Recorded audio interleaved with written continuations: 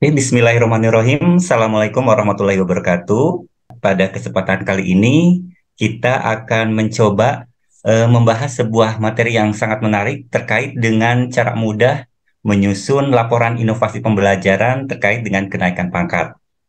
Bersama kita hari ini sudah ada narasumber hebat, ini Bapak Dr. Asep Agus Sulaiman, SSI MT. Ini saat ini Bapak Agus ini sebagai Ketua Tim Kerja Inovasi Pembelajaran ya Pak ya, di Betul, Balai Pak. Besar Guru Penggerak Provinsi Jawa Barat. Betul, Pak. Saya di tim inovasi pembelajaran, betul. Oke, alhamdulillah ya Pak ya. Mhm. Pak ini terkait dengan inovasi pembelajaran. Kalau inovasi itu kan harus memunculkan hal yang baru ya Pak ya, hal yang Iya, berbeda, hal yang baru. Tetapi tidak hanya baru, tapi juga harus memberikan manfaat yang positif, harus memberikan pengaruh yang positif terhadap proses pembelajaran atau terhadap siswa. Nah, kira-kira topik apa nih Pak ya? Topik apa yang sudah tidak ketinggalan, yang terkini lah, yang bisa diambil oleh guru ini untuk melakukan membuat sebuah inovasi Pak? Bisa dijelaskan baik. Pak? Baik, terima kasih Pak Saifuddin, Bapak Ibu guru hebat. Inovasi pembelajaran tentu berkaitan dengan proses pembelajaran yang Bapak Ibu lakukan di sekolah. Jadi, inovasi tidak terlepas dari proses yang Bapak Ibu lakukan selama memfasilitasi siswa. Nah, inovasi pembelajaran di saat ini, Bapak Ibu, di era kurikulum merdeka ataupun di era abad 21 ini ada banyak Oke. yang menarik untuk Bapak Ibu kaji, utamanya kita sudah menentukan standar kompetensi lulusan yang baru bahwa setiap siswa kita yang lulus dari satuan pendidikan harus menguasai profil pelajar Pancasila. Ini satu tema yang penting yang bisa kita jadikan topik untuk karya inovasi yang nantinya Oke. kita akan buatkan laporannya gitu, Pak. Ya. Jadi salah Baik, satu tujuannya itu terkait dengan mewujudkan sebuah profil pelajar Pancasila ya Pak ya, dan itu betul. sebagai salah satu hal yang bisa dilakukan oleh guru untuk melakukan inovasi ya Pak ya.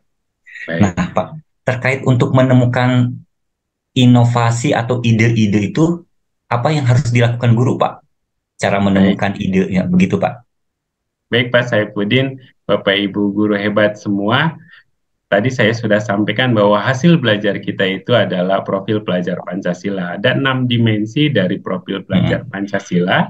Jika Bapak Ibu amati dari keenam dimensi profil pelajar Pancasila itu adalah muatan dari kompetensi abad ke-21 21. yang dulu Ya, kita kenal dengan 4C ya, 4C ya. berkomunikasi ya, kemudian Critical creative thinking, thinking, critical creativity, thinking, kemudian eh, komunikasi, kolaborasi. kolaborasi. Nah, di dalam profil pelajar Pancasila kita mengetahui ada bernalar kritis, kemudian kreatif, mandiri, kemudian berkebinekaan global, dan juga gotong royong, dan juga yang paling penting adalah beriman dan bertakwa kepada Tuhan Yang Maha Esa. Jangan bisa. Jadi jika kita amati Bapak Ibu guru hebat, profil pelajar Pancasila itu adalah 4C plus Plus, beriman dan bertakwa kepada Tuhan Yang Maha Esa. Ini kan harus dicapai nih, Pak ya, Saifuddin oleh ya Bapak Ibu betul Pak. guru. Nah, bagaimana mencapainya? Tentu melalui proses pembelajaran. Ya. Nah, kita harus mulai berpikir proses pembelajaran seperti apakah yang Hmm, hmm, bisa hmm, hmm, menghasilkan, yang bisa melatihkan hmm, karakter profil pelajar Pancasila ini. hmm, Dalam proses pembelajaran itu ada banyak hmm. aspek Ya. tentunya Hmm, yang perlu diperhatikan. Di antaranya adalah aspek media, hmm, kemudian juga ada aspek eh, bahan ajar, hmm, juga ada aspek interaksi hmm, atau hmm, pemilihan strategi. Nah, hmm. area-area inilah yang bisa menjadi bahan untuk inovasi pembelajaran. Kita coba Hmm. contoh kupas satu saja, media. Oke, Dalam media ada banyak jenis media yang bisa betul. digunakan dalam pembelajaran. Hmm, Misalnya ada media berbasis lingkungan, atau media alat peraga. Nah, alat peraga ini kita bisa menggunakan alat peraga yang berbahan barang bekas atau alat peraga yang ada di lingkungan sekitar. Ini bisa menjadi topik menarik karena menjadi kontekstual. Kemudian juga media yang lain yang sedang berkembang, misalnya adalah media digital. Nah, media digital ini bisa jadi kajian menarik dengan banyaknya aplikasi-aplikasi yang berkembang saat ini. Ini yang bisa dijadikan area inovasi bagi Bapak Ibu guru dalam mengembangkan proses pembelajaran yang bermakna untuk mewujudkan profil pelajar Pancasila. Jadi ada banyak area yang bisa digunakan. Lain dari itu, di dalam interaksi kita sekarang sudah mengenal atau Bapak Ibu sudah lebih banyak mengenal tentang pembelajaran berdiferensiasi.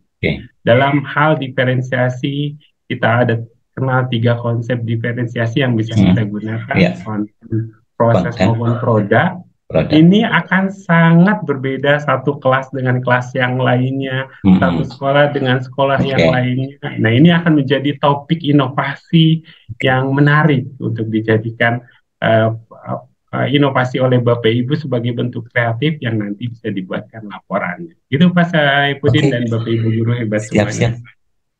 Ternyata luas juga ya Pak ya, luas juga area yang bisa kita buat untuk melakukan inovasi pembelajaran, mulai dari medianya juga bisa bentuknya digital ataupun mungkin juga non digital, mungkin masih memungkinkan ya Pak ya. Betul, asal bisa tadi mencapai profil pelajar peraga ya. Cuman kalau memang melihat karakteristik siswa sekarang ini, mereka lebih cenderung lebih dekat kepada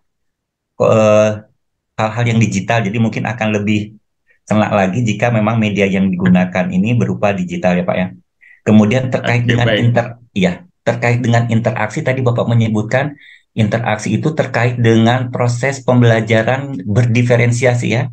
Tadi ada konten, itu juga nanti mungkin ada jenis inovasi tersendiri ya.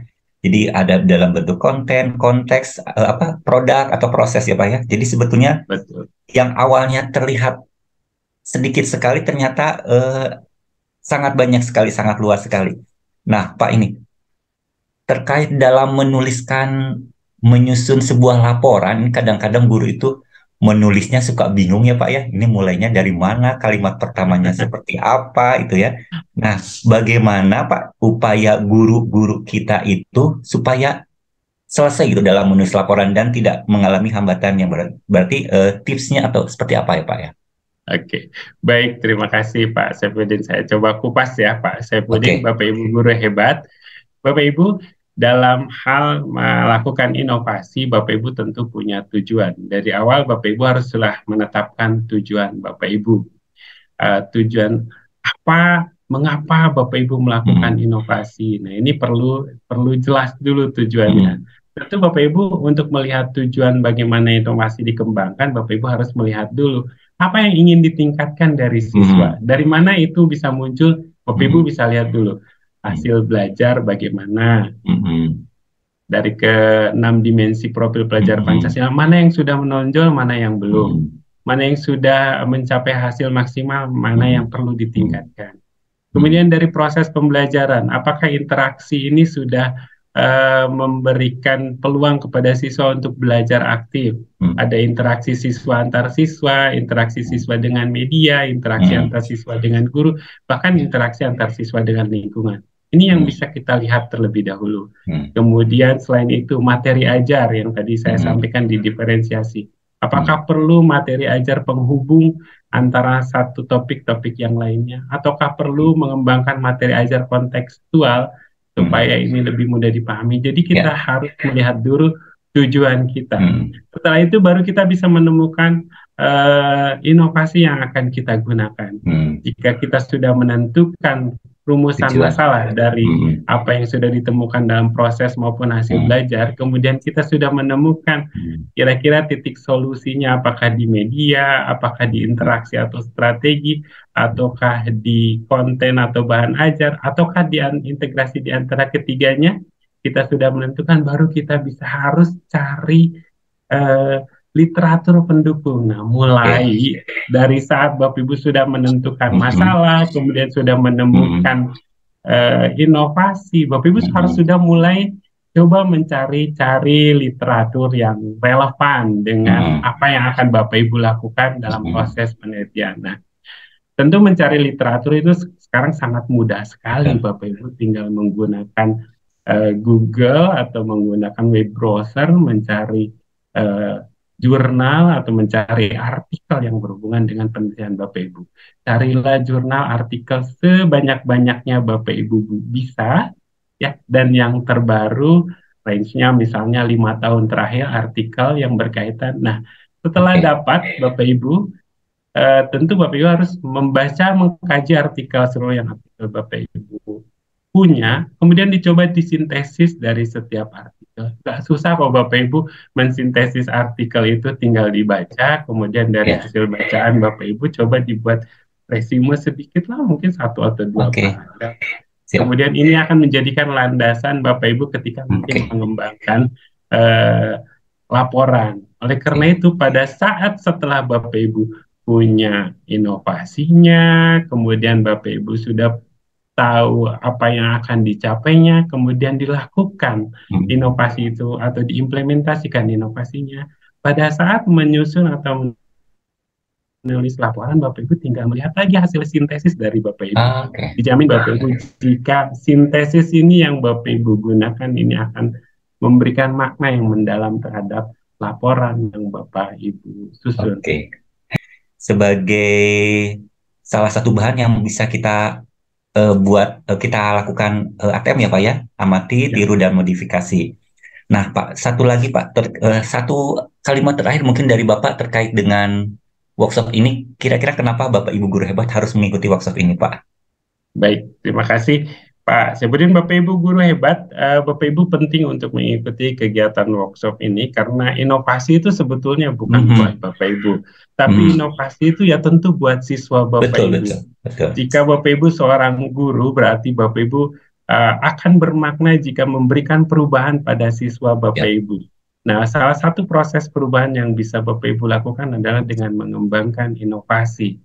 Nah, inovasi ini bukan hanya untuk kenaikan pangkat, tetapi sebetulnya untuk meningkatkan kualitas pendidikan oke, yang siap. Bapak Ibu lakukan di sekolah masing-masing. Jadi penting Bapak Ibu kembali luruskan niat Bapak Ibu sebagai guru, Bapak Ibu akan meningkatkan kualitas pendidikan di sekolah Bapak Ibu masing-masing, mulai dengan belajar bagaimana mengembangkan inovasi.